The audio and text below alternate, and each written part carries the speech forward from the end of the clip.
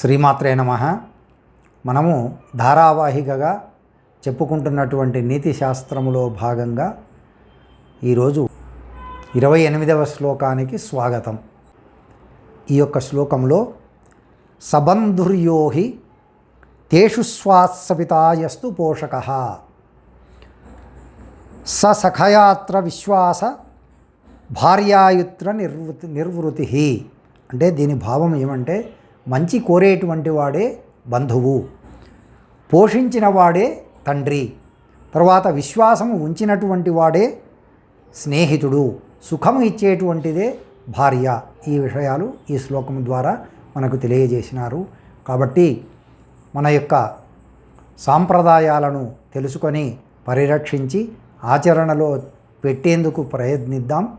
మరింత ఈ యొక్క సమాచారాన్ని తెలుసుకునేందుకు నా యొక్క ఛానల్ను సబ్స్క్రైబ్ చేసుకోండి. తెలిసిన వారి చేత సబ్స్క్రైబ్ చేయించండి. సర్వే జనా సుఖినో భవంతు.